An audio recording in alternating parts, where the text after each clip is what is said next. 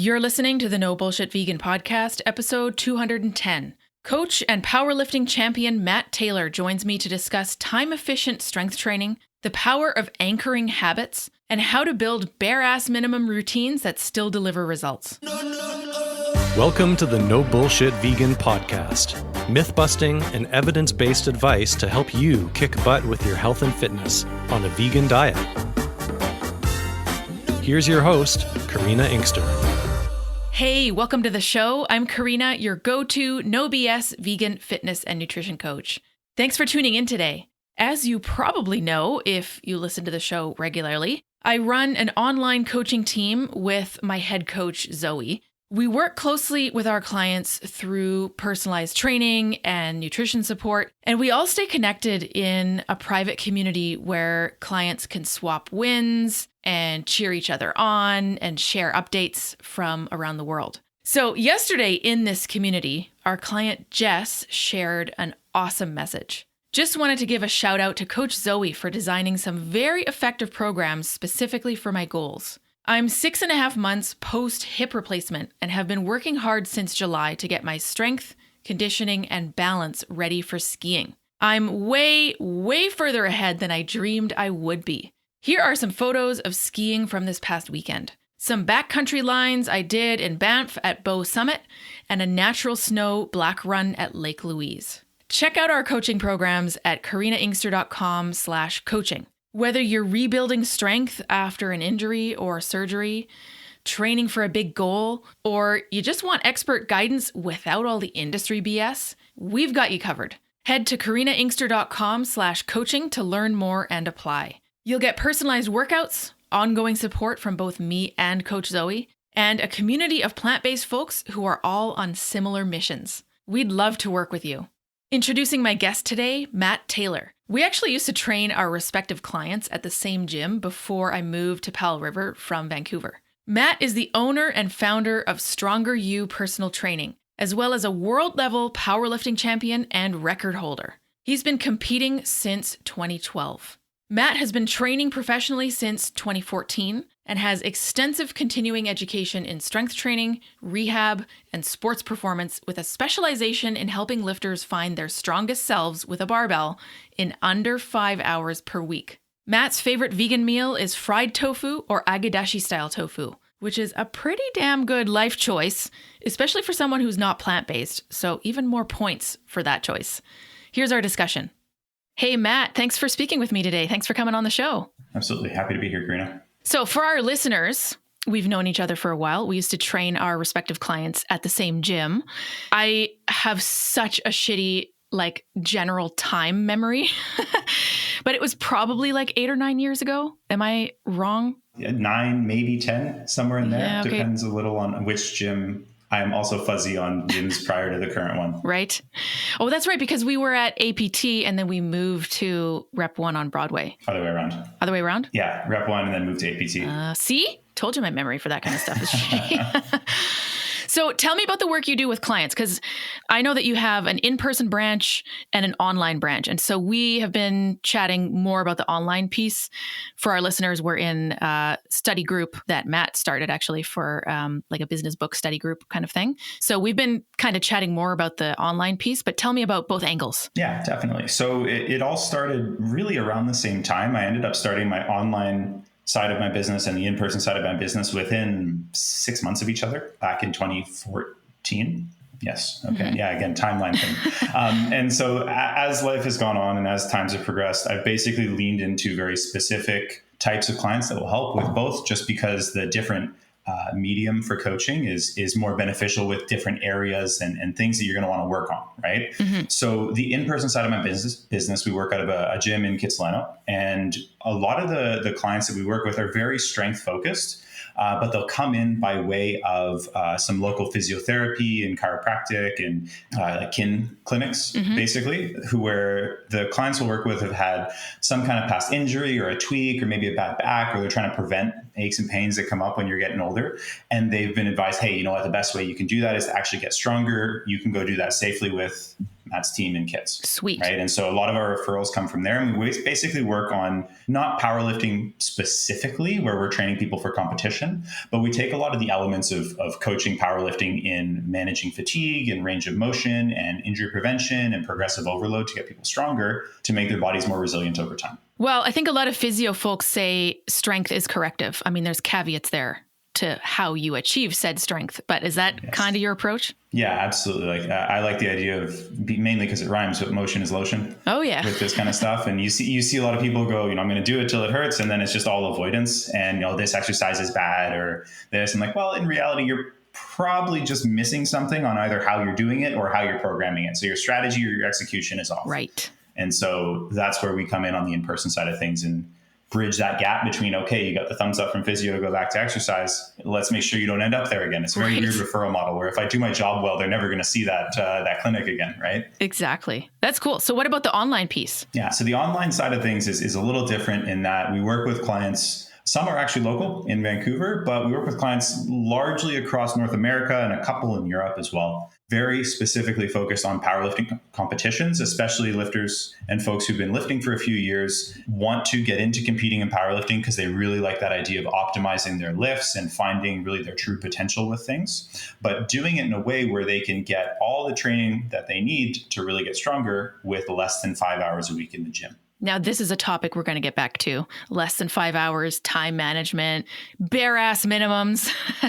Absolutely. But I want to ask you about your own history and your own powerlifting first, because you are a record holder, world's level. Tell me about that experience and where you're at now. Yeah, definitely. So I started competing back in 2012. I started lifting in 2008. Back then, the sport was very different. To illustrate this, so that's a plaque. That's when I won Worlds back in 2014. Mm-hmm. That was my first time hitting a 500 kilo total. So the sum of my best squat, bench press, and deadlift equated to 500 kilos or about 1,100 pounds. Mm-hmm. And I can't even qualify for provincials with that number these days, to give you an idea on how competitive things have gotten, where there are some crazy lifters, and I'm all for it. I really believe, the sport getting more competitive shows more people what's possible, and then they can really test their own potential against that, right? Mm-hmm. So I basically competed. I wouldn't say there was anything super special other than just being the skinny guy. Like I was 99 pounds when I started lifting weights, bit of a background with just like disordered body image, and basically decided to start lifting weights as a way to just not worry as much about how I looked, because I found that I really liked the feeling of the number going up. I am a numbers guy through and through. And when that number moves, I'm a happy guy. And that became very intoxicating for me. And I found out there was a sport that was all around that. And then I decided to start competing in that sport. Simple enough. From there up until 2018, I basically worked on competing and becoming more competitive. And around 2018, 2019, I started having a lot of like inflammation issues. And I wasn't really sure what it was, because at first it felt more like just an injury, like I messed something up, but there wasn't anything I did that would have messed it up. It was very strange to me because I'd had those injuries in the past.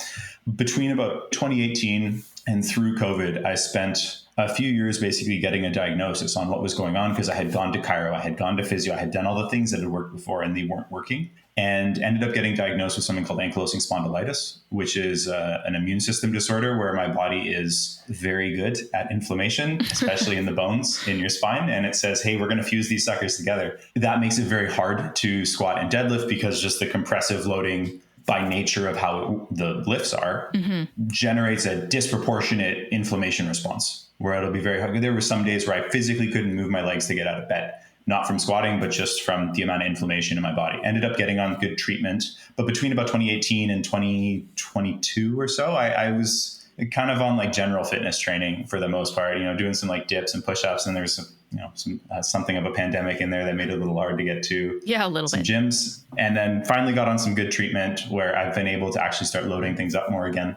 I can't do competition squats and deadlifts anymore, just with the ranges of motion and bars that I need to use. And for clarity, none of this was caused by lifting heavy. This is a genetic condition.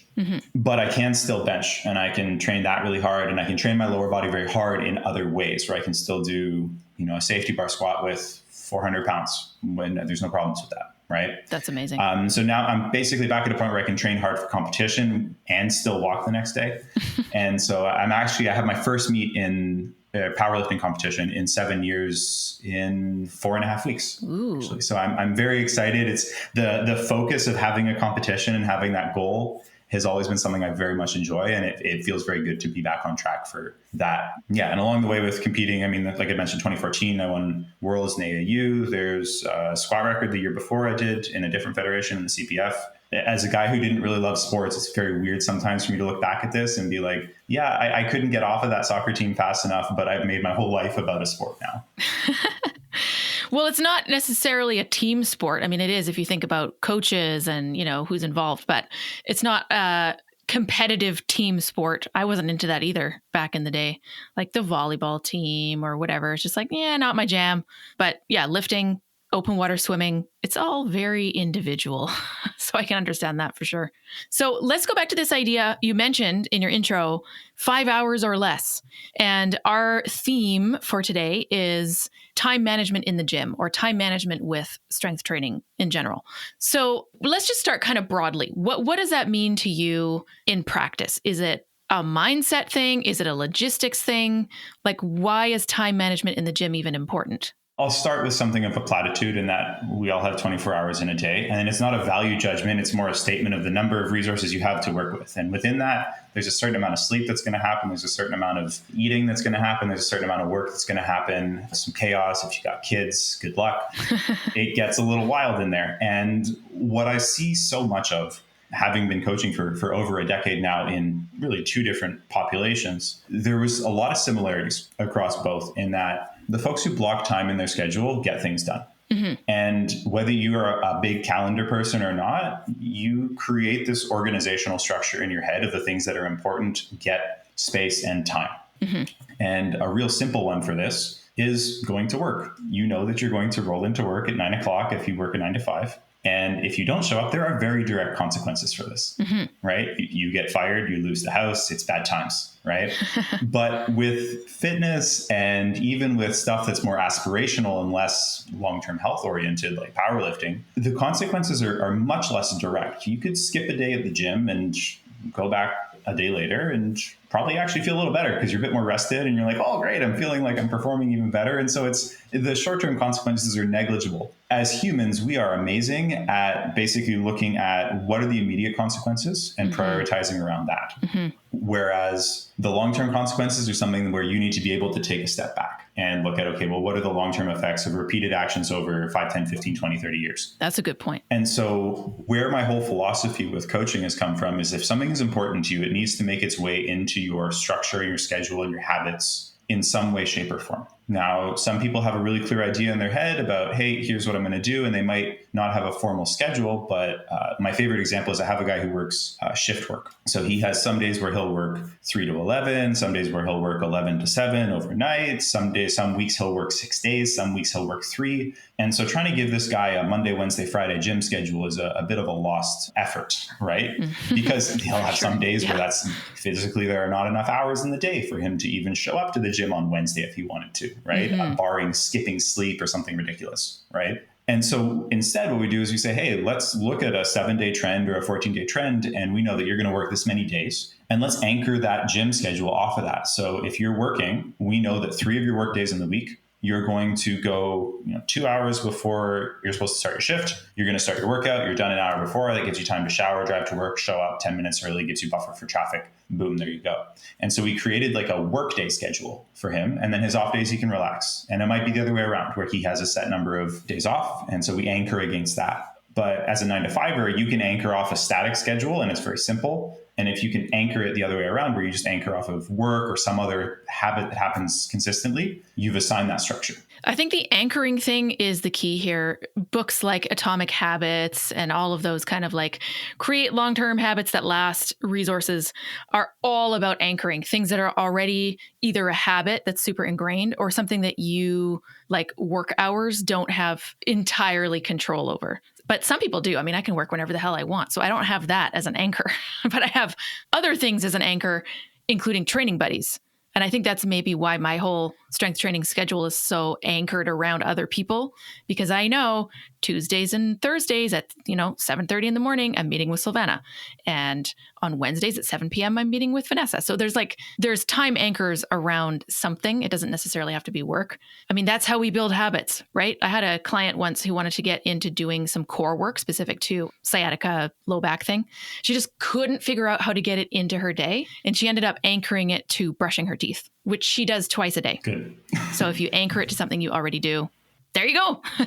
And it worked. Yeah. She had a streak of like 67 days or something, and then she missed one, and then she went right back into it. So I think that's definitely an important concept around anything that's long-term. I do think that it is pretty difficult for people to visualize long-term goals, though, even like a year from now, right? So you hear all this stuff about, strength training is great for bone density and being mobile as a 82-year-old. But for me in my 30s, does that really mean that much right now? Probably not. How do you talk to your clients about the short term and the long term and balancing both? Yeah. So I like to look at very short term goals. And so if we use powerlifting as a context, again, being a numbers guy, if my bench is at 315 right now and I want to go to 320, there's my candy, right? This is easy. I like seeing that number go up. I know that I can do that in a reasonably short level of time. And then from there, I can work backwards and build a process that gets me there. From there, if we zoom out a little bit bigger, your longer term benefits are something like your vegetables and your starches on your plate, in that they're going to form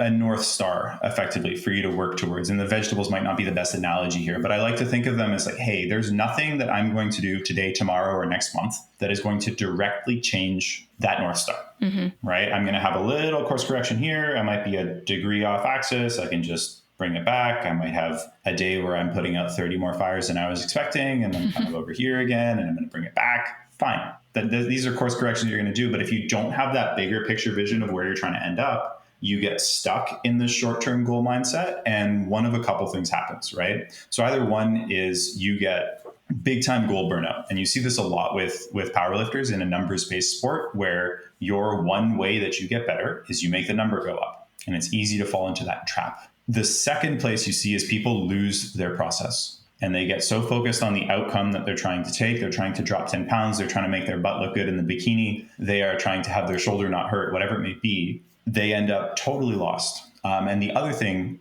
as a knock on to that, is you'll see some people where they'll actually achieve that goal, and then they check out. I have a guy I work with right now, and he had basically gotten to the about 1,000 pound total, which is a big milestone for a lot of lifters, a couple of times. And he would get there and he'd be so consistent, killing it, 4 or 5 workouts a week. But his whole process was built on this real shaky foundation of just like, get to this number at all costs, get to this goal at all costs. And then he would basically do it. And internally, it wasn't a conscious thing, but he would just sort of check out. And then all those little excuses would start to come back in. And I was busy here, I was tired here. And those excuses are a symptom of a bigger problem, in that he didn't enjoy the process. And he didn't have a process that was repeatable even on the bad weeks, because he was so focused on the outcome that it happened and then it passed and it was over. Right. And so instead, what we actually did is we shifted things, and I sat down with him and built, again, another shift schedule guy. So we built that anchoring practice for him, and we tried to find all the other areas that he really enjoys about lifting. Like, you go to the gym, what feels good? Well, I pretty much always feel like I don't want to go before I go. And then I go and I finish and I feel great. I love the feeling of the pump. I like seeing progression in the numbers. I like that my shoulder doesn't hurt when I'm consistent with my workouts. Like, these are all direct examples from him. And so we said, okay, cool. Let's anchor our process around that. And so as a coach, my goal was to find, how do I progress him towards this North Star of building towards his first ever powerlifting meet and getting him to numbers that would be competitive, but building a process that's repeatable, where he's not going to touch that threshold and check out on me again. Part of it was actually not a change in the program, but it was the intent behind the program. And I said, hey, this is our focus for progression on this right now. Here's a little short-term piece of candy for you to focus on moving forward with this, right? We're going to work this exercise. We're going to build to this number. And while that's not the big outcome, the fat loss goal, the bikini shoot, the powerlifting meet, it's a way for you to see some progress in the short term. And then we kind of move into the next month. We have another couple things. And those short-term goals are little building blocks low down on the pyramid for him that build him to the bigger process goal, that North Star goal. but we can just work on shifting the focus towards the little things in front of you. I can do this over the next couple of weeks. I can get to the gym this many days. And I feel like this is a really easy segue into the BAMs, where with him, I said, hey, on your worst weeks, how many days can you go to the gym? Let's make all of your workouts, everything that's important, fit into that. And here's a couple options for some extra workouts if you're feeling good. That's a great way of doing it. All the important stuff happens in this. And then we did the same thing with his diet. We did the same thing with his mobility. We did the same thing with his recovery. Really simple stuff. Even with nutrition, he would have all his meals prepped until he didn't. He'd run out of food on Wednesday, and then it would be over, right? We'd just be playing like 3 days of I didn't hit my protein until the weekend rolled around and he meal prep. I'm like, okay, you don't have time during the week. What if we make a rule? So for context, where I got this from is I used to cook professionally before I coached. Oh, I did not know that. And so you do prep. You don't prepare all your ingredients when you're in the middle of the service on a Friday night. That is a fast track to psychosis. Instead, you do all your prep and you know, hey, I have this many days worth of X ingredient in my fridge prepared for these purposes, right? And so we basically built that same buffer in for him so that we didn't have to play the game of I've run out of X in the middle of the week. Because he's not, from a financial side, like he's not the guy who can afford the meal prep service or any of that kind of stuff where the costs can absolutely add up. And so we said, okay, the rule is you need to have 72 hours of protein in your fridge at all times. Genius. Full stop. I don't care if that's protein powder. I don't care if that's beef jerky. I don't care if that's cooked meat or tofu I was like tempeh, any of that, right? Soy-based protein. We'll keep an inclusive nutritional example here, but any of those protein sources, right? I don't care. Keep that, because as soon as you touch and you start going into the 72-hour reserves, we know that you are either in the middle of the week and you have enough emergency supplies to get you to the weekend and you're going to hit your protein and you'll be all good. Or you have 2 or 3 days of buffer where you can, go to the store, take 10 minutes, go grab a couple ingredients on your way home from the store on X day, cook it the next day, right? And then boom, there we go. We've kind of shrunk down to 24 hours of reserves, cook, re-up, good to go. Nice. And again, with those irregular schedules, those anchors of, okay, I'm down to my last X number of servings of protein or pre-prepped meals or any of that stuff, it anchors off of something outside of Saturday, which is a little arbitrary for some people. Totally. Well, what you said about on his worst week, I think is an important point, because often when folks, whether they have a coach or not, are setting goals or thinking about what they want to do with their lifting routine or, whatever it is, generally they're thinking in idealistic terms. Well, I'm going to go to the gym 6 days a week for an hour and a half, and then I'm going to do mobility every night at home for 40 minutes. And it's all very aspirational, but it's not necessarily realistic. Or maybe it is, but only on certain weeks where all of the variables are perfectly aligned, which happens like 2% of the time, right? So I think this idea of, you mentioned BAMs, bare ass minimums. That's exactly where it's at. I want to talk about that a little bit more. I do also want to go back to a point you made about goals. The example that you gave of the guy who just checked out, like you hit the goal, you're like, yeah, okay, I'm done. I think also the opposite can happen where you don't achieve a goal and you're like, yeah, what's the point? And then you also give up. So I feel like there's different aspects of having very specific performance goals. Like maybe it's really about the end result and not about the process, right? It's like, it's kind of the mindset of I'll be happy when I achieve X versus I will enjoy the process en route to achieving X. And it's really tough because, powerlifting is a numbers game. So I completely understand. It's actually easy to measure. It's very straightforward. Either you bench 300 pounds or you don't, right? But with kind of more general fitness or skills, the co-director of my open water swim club, for example, is not a client, but we're working together to get them to nail their very first pull-up. So that's a performance goal. Either you do a pull-up or you don't, but it's a very long process. It takes a long time for most people, even if they're already lifters. And so we're trying to do this habit building. We're doing the anchoring. It's working super well, very consistent training, all the different progressions. But there's a point at which they feel like they're not making any progress. The plateau sets in. I'm doing all the things and I'm not making any progress. And I think because that goal is a yes or no goal, it's an outcome goal, there's less focus on the day-to-day. Well, actually, I did an extra rep of a negative chin-up today. Or, hey, my range of motion increased by 10% in the last 2 reps. There's not as much focus about those things. So anyway, just kind of a general thought about the goals versus the process. And I wonder if that becomes a challenge the more numbers based the goal is? I have a couple thoughts on this. I might not agree with you 100% on them, though, or you might not agree with me 100% on them. Is maybe a better way to put that. So, and this is likely coming from a place of being very centered around powerlifting and being the numbers guy. Like, I am going to get to this goal. If by the time I am setting a goal, I'm not setting it with the option of not doing it. Right now, there's going to be stuff you can't control. But I feel like a lot of the times what I'll see as a process, not in the sense of workouts per week you're doing, but as a crafting towards an end results process where I'm going to set the goal of doing my first chin up or pull up. A lot of times we'll see, okay, we have our goal. We know our North Star and where we're trying to go. We set out the process of, I'm going to have this much protein. I'm going to recover this much with sleep and stress management and mindfulness. I'm going to do this many workouts per week. I'm going to follow this plan. And you have all your inputs. And then those get completely siloed, where you say, I'm going to do this. I'm going to do it for this much time. Let's take the blinders off and find out if I can do it on week 8 or however long the program is that you set out, right? With, some people that'll work and that's fine, but it's a bit of a roll of the dice where you have to have 100% faith in your process that nothing is going to change in your externals, and 2, that the process is perfect, which if you can pull that off, I want whatever crystal ball you're using. Exactly. Because I feel like you could monetize that and become the best trainer in the world. We'd be billionaires. Yeah, billionaires with the B. Yes. And instead, I try to look at like lead indicators.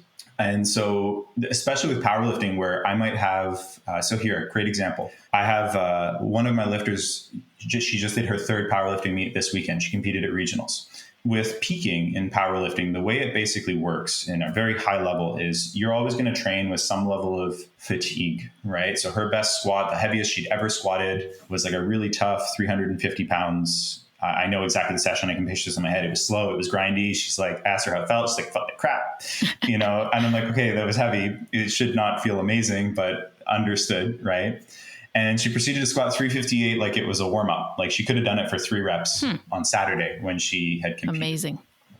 And the way that works is you basically engineer the training to bring your strongest numbers on a given day. And you've never touched those numbers if you do it right.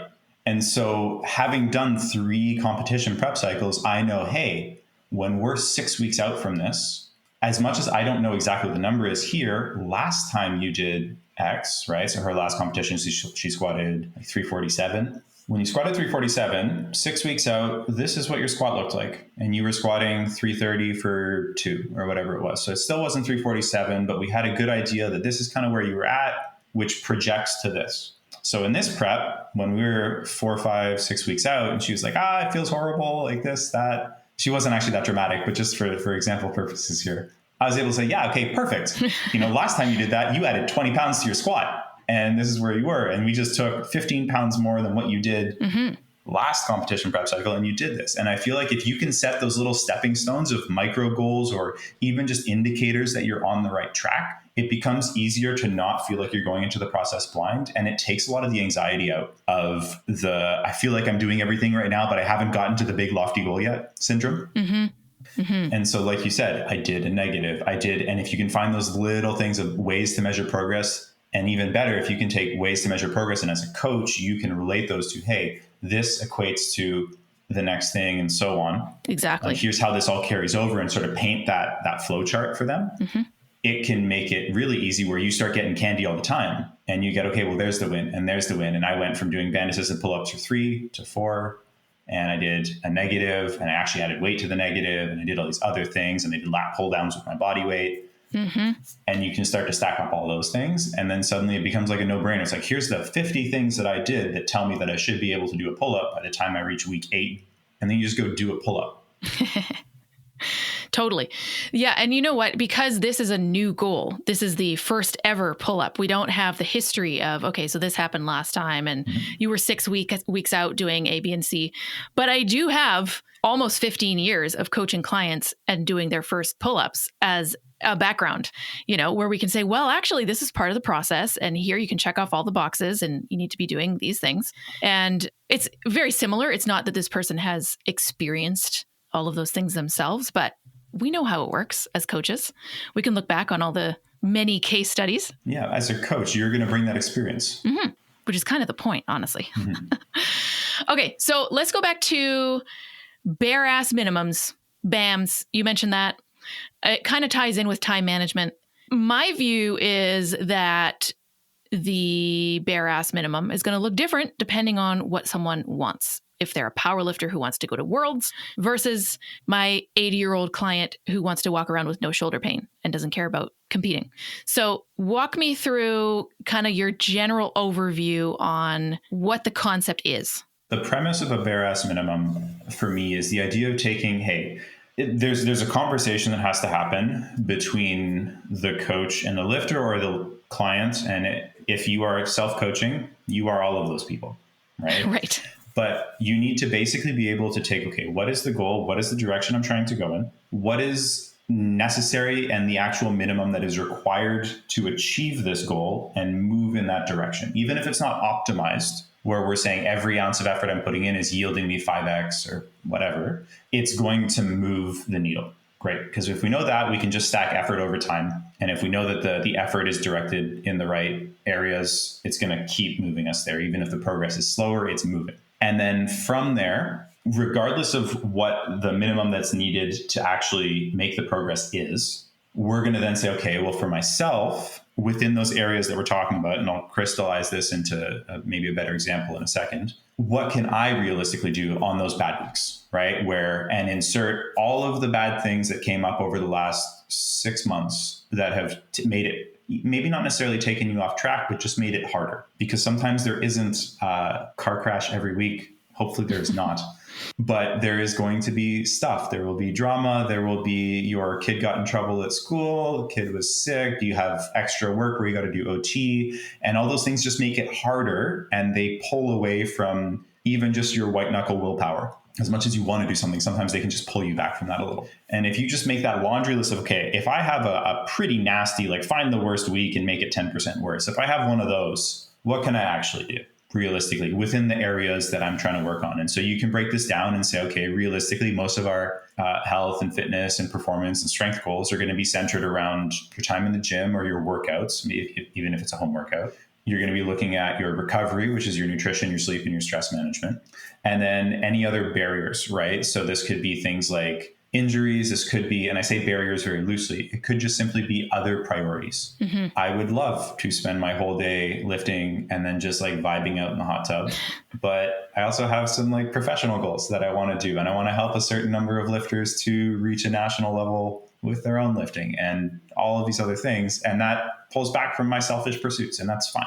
But if you can just take account for all those things and just do an audit of like, hey, the last 6 months, this is all the stuff, then it becomes really easy to figure out, okay, well, if all that happened, hypothetically, what can I do? From there, you just need to figure out how far off is the minimum you can do from the minimum effective dose. Mm-hmm. Because if those are very close and there's only a little bit of area where those two, areas in a Venn diagram don't overlap, probably in a good spot, right? If there are some big disparities between the two, what you're going to need to do is probably reevaluate how big that goal is and shrink it down a little. And in powerlifting, we see this where somebody might be super busy. And so going to have a case study I did on a guy who went from a 495 pound deadlift, which is very strong, and how he went up to a 639 pound deadlift as a guy that works 70 plus hour weeks and a single dad with 2 kids. Insane. Yes. And so one of the things we did process-wise is we said, okay, realistically, the amount of work you have to do to get everything, your squat, bench, and deadlift to go up is way too far off from what you are realistically able to do when it blows up on you. Oh, he also started his own company. So he has a side business on top of this. Absolutely nuts. The dude is a dynamo. No kidding. Nonetheless, there's also the realities of time and stuff in there too. And so we said, okay, like these are way too far off. All we did is we just said, let's specialize in certain phases and say, let's have an upper body lift and a lower body lift that we do. And so we did bench all the time.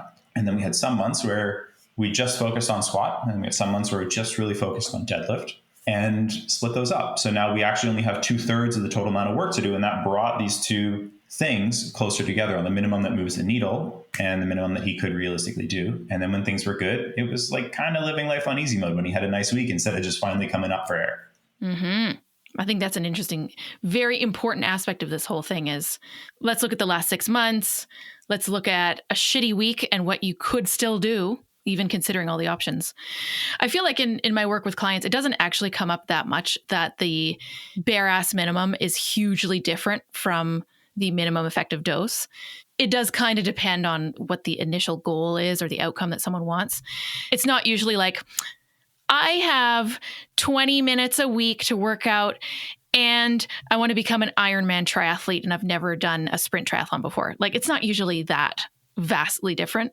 But sometimes there's a conversation that we have to have in like, okay, well, expectation management or reevaluating priorities, are there other things that could potentially be replaced? I mean, if I didn't have my music, which I feel like is kind of a second career, teaching, performing, all that, yeah, I would have a shitload more time to work out. But is that what I want? No. So could I swim competitively? Maybe. Do I want to? No, because it would take time away from other things that are super important. So there's that constant conversation. And I say constant because that changes for each individual. Maybe when I'm 55, I want to join the 55 plus games in BC, which would be super fun. I've got a friend who just medaled in 9 swim events, which is insane.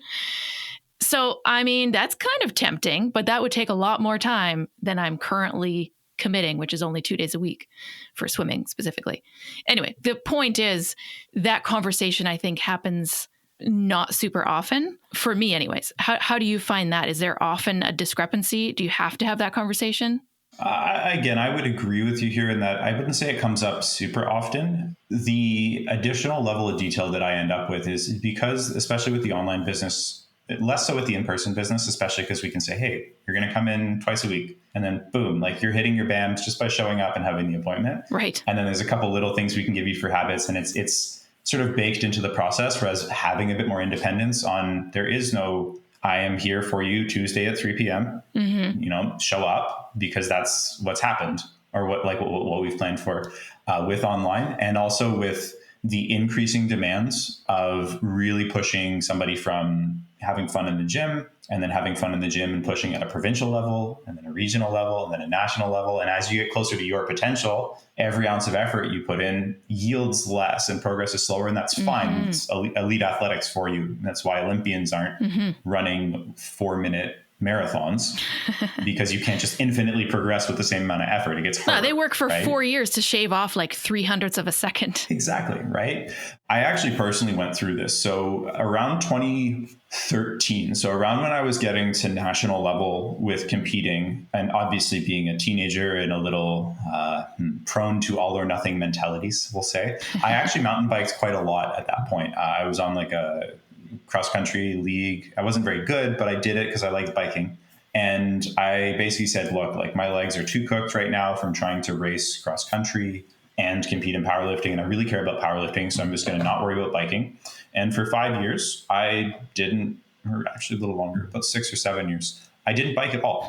I did cardio to keep my heart healthy, but I basically just went all in on powerlifting. And one of the things that I really don't speak about too much is mentally how I was feeling by the time I had gotten to provincials in 2018, which was the last powerlifting meet I did, and where some of the progress felt a little hollow in that it felt like, okay, yes, I am progressing. I did set an extra 30 pounds on my deadlift. I did do all these other things, but I just don't have enough outside of the gym to really feel fulfilled, right? And I was starting to feel a little bit of the burnout. And you see this a lot with elite athletes. And I was basically under the impression that like I had to be this all in on this one thing, and everything else, like down to the number of clients I would work with, everything, like my entire decision-making process was, how can I make my total go up? That's it. That is my raison d'etre right now. And one of the silver linings from having a lot of the ankylosing spondylitis issues come up is it said, hey, buddy, you're going to reset right now. And you're going to take some time off from this, and you're going to find what makes you happy in the bigger picture here, because lifting's off the table. And over COVID, fell back in love with mountain biking. And it is pretty stellar mountain biking in BC here, I will say. 100%. Yeah, something of a world-class type location, I hear them say.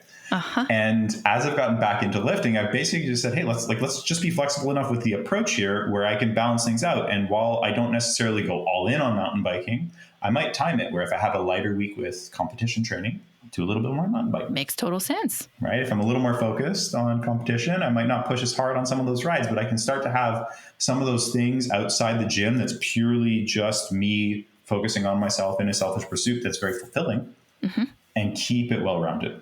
And if you can have that, that's where you can kind of, in some ways it's a double-edged sword, but you can balance out the, I want to do this with this. And have, 20 minutes a week to go be an elite Olympian because you need all this other time for 55 other things. When in reality, you can probably balance those out with the right balance and focus. Not to say it's not hard, and not to say that none of these goals take a substantial amount of work and mental flexibility and change.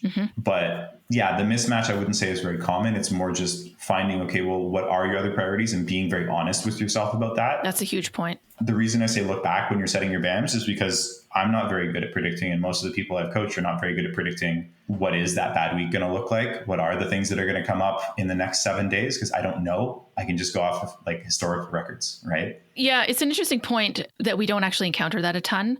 I think people are generally pretty aware of like what it takes to work towards certain goals. I had a conversation with 2 doctors recently, just because we have multiple clients who are medical professionals, and they all say the same thing, on a 90-hour work week where you're on call and you're delivering babies at 3 a.m. and then operating on 2.5 hours sleep, how the hell are you going to get your workout in? So I don't know this personally because I'm not a doctor, but I went and spoke to a whole bunch of doctor friends who are weirdly overrepresented in swim clubs for whatever reason, as a side note. But anyway, so bunch of doctors in the swim club that I run, I interviewed some of them, just, have a chat, not on the podcast or anything. And what one of them said really stuck out to me. And that was, look, I know what it takes to be a good professional in the medical field. This is the deal. Like, the system is broken. We can change that eventually, but I got to play the game at this point. Here's what I have left over for life. And this person has kids. They've got a spouse. So it keeps getting smaller and smaller, the available time they have for their own pursuits. And they realized, I've got space for one thing. For some of this doctor's friends, it was gardening. For some, it was biking. And for her, it was lifting weights. So, she can't do everything. She can't be a musician and read 15 books a month, et cetera, et cetera. She just strength trains. And that's what she does when she's not working. So is it ideal? Probably not. Is it sustainable? I would argue also probably not, but she had this understanding that, well, here's the deal with work. I have space for one thing and I'm going to make that thing strength training. So we're not all in that position where we have insane schedules that require being on call and being awake at 4 a.m, but it's kind of the same concept, isn't it? Yeah. Like it's just, figure your priorities, organize them out. And there's going to be a certain point as you're moving down that list, right, of descending, this is a little bit less important, this is less important, and so on, to where it's like, there is not room for anything below this line, and that's fine. And the exercise is more to just bring that to light, because if you're not putting it on paper or organizing the thoughts in a way where you can see it and feel it and understand it, and grok it is my favorite term with this, it's easy to just overcommit yourself and end up scattered. Yes. Where you're like, I do this too. I'm like, I take on a new project. I could do this. I mean, even in the study club, I think last time I was like, no, can we do 2? Because I know what I'm going to do otherwise.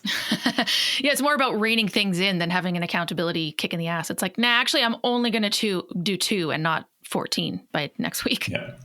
And Totally. The nightmare that has been this project has been, I'm happy we stuck with 2. That's good. Yeah. Okay, now this will obviously differ based on the population. So who we work with is Gen Pop, general population, non-competitive folks who are focusing on strength training specifically for long-term health. So they don't care about bikini bodies. Do some of our clients have aesthetic goals? Sure, we're all human, perfectly fine. But it's mostly like, oh, my doctor told me I have low bone density and I have to start lifting weights. Or, you know what?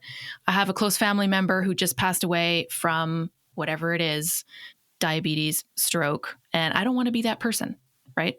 So it's very long-term focused. Let's say someone has 3 30-minute chunks a week to commit to the strength training piece.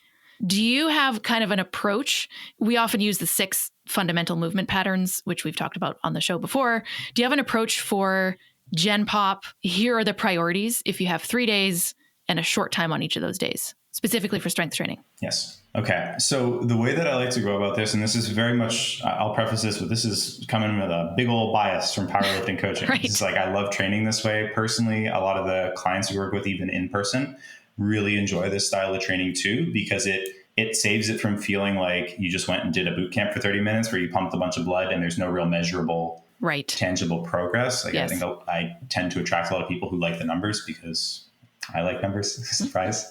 But the way that I like to organize it is at two different levels. One is at a weekly level, which we'll come to in a second, but the second is at that per session. You have 30 minutes. What are you doing? And there's basically three main sections to the workout. Okay.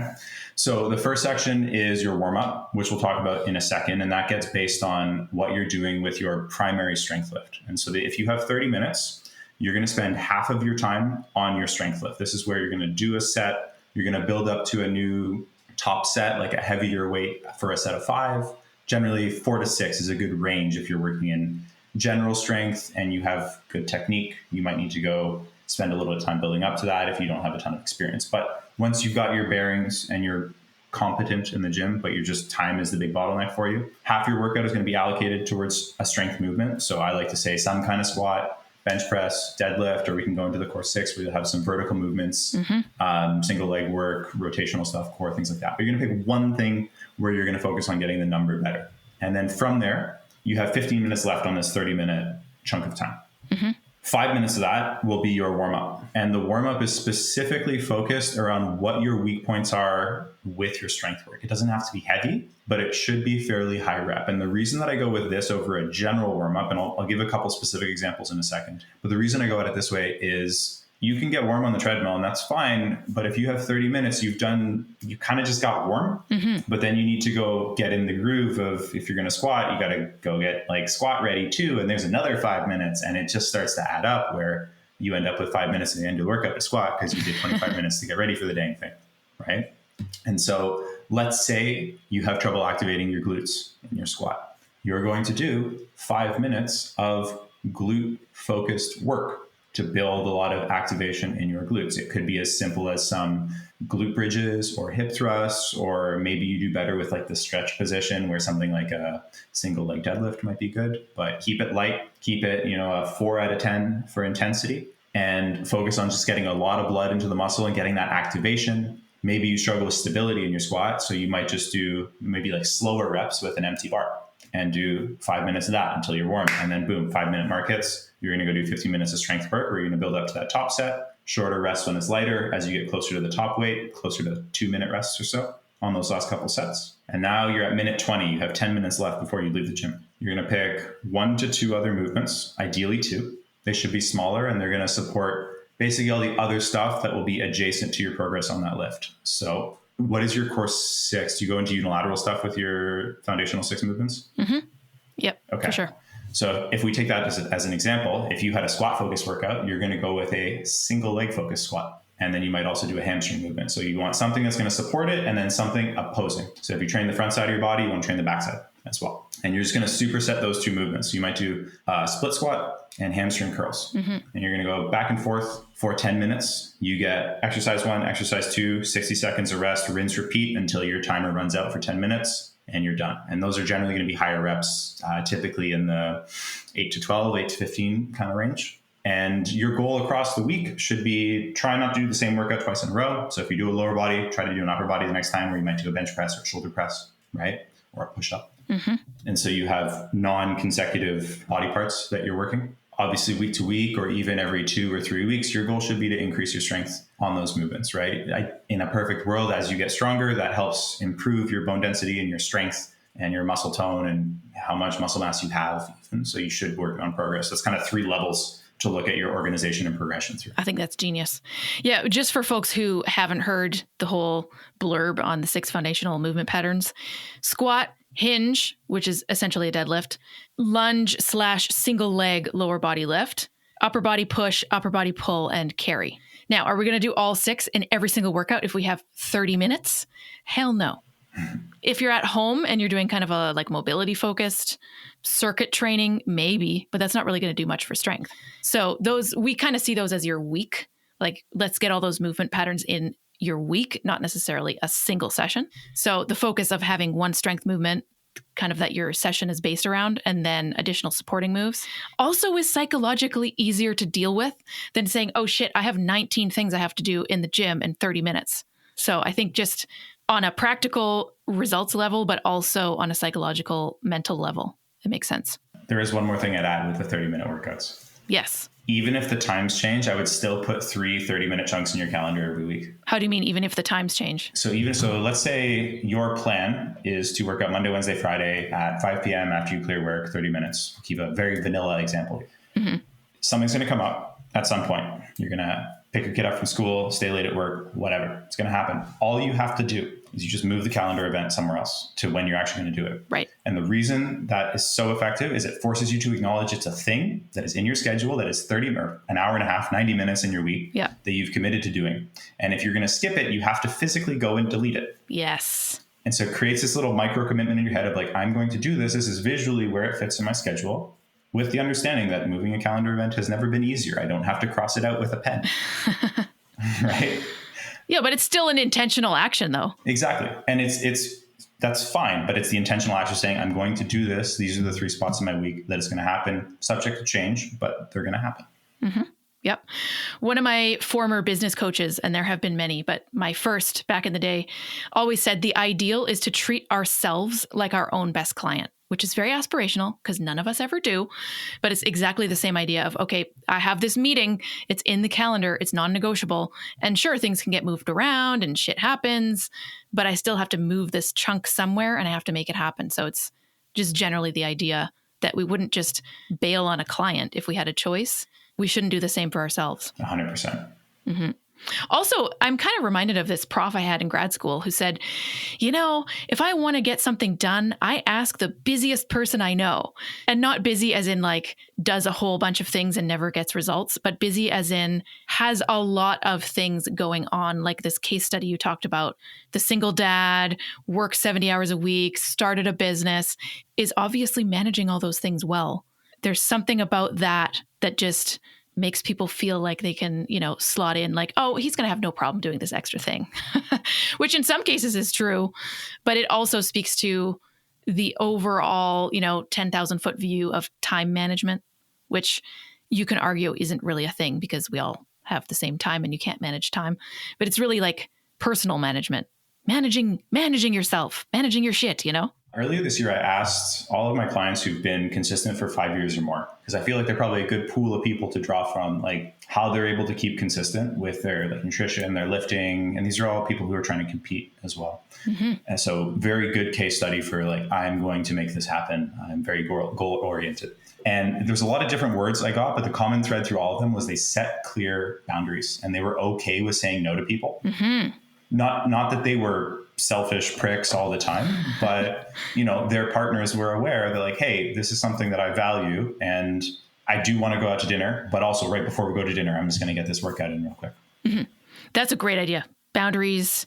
I mean, there's a whole podcast episode we can do just on that topic. It's huge and it's, very, what's the word? Kind of spirally, like you can just get into the depths. Oh, yeah. But yeah, I mean, that's actually a very good point. And I'd like to remind listeners that you can say no in the interest of your own mental and physical health. You don't have to say yes just because that's, assumed. I do want to plug a couple of your services though. So we've got show notes, of course, as always, where we'll have links to all of these things. You do online powerlifting coaching. So we'll have a link to your website. In-person strength coaching if you happen to be in Kitsilano in Vancouver. And then also, can you tell me about the case study? We will link to this directly. And it's something that you've offered for our listeners. Yeah. So the case study is, I had mentioned this briefly earlier. So there was a guy I worked with. He had been plateaued for a couple of years. He basically tried all the apps and was just stuck. Like he would get super burnt out when he got a few weeks into just about any program, because all the apps are made for like 25-year-old guys who are making lifting like their number one priority. And it's all well and good that they're customized, but they're not. Right. So I basically did a full breakdown. It's a 2.5 year retrospective on what we did, on basically how we got him out of the plateau, and then how we went from a 495 pound deadlift up to a 639 pound deadlift, including some time off in the middle, and how we made it all fit with 3 days a week in the gym, obviously balancing that out with having his full-time job, a side business, which he has done very well with, and having 2 kids that he wanted to have the weekends and not work out on and just be able to go for ice cream with them too. And so I detailed everything we did with his deadlift, his training, just overall training strategy and approach. Yeah, I'll give you the link in the show notes for that as well. Yeah, that'd be fantastic. Well, Matt, great to speak with you. Nice to have a chat about all things training and time management and bare ass minimums. Again, we'll have show notes so folks can connect with Matt. Anything last minute you want to leave our listeners with? Yeah, keep it very brief. I'd say go just find something that excites you and set that as your goal. It's very easy to figure out the how and the logistics and all that stuff. Once you have a North Star, don't try to figure out all the nitty gritty first. Just say, hey, here's the thing, and you can always scale it back, but don't go thinking, oh, well, I'll do it later, because there's nothing that will kill you faster than not having something that excites you in your life. Love it. Thanks so much for being on the show, Matt. Thank you very much, Karina. Thanks again, Matt, for speaking with me. Head to our show notes at nobullshitvegan.com/210 to connect with Matt and to get your hands on his free case study. Thanks for listening. Thanks for listening to the No Bullshit Vegan podcast at nobullshitvegan.com.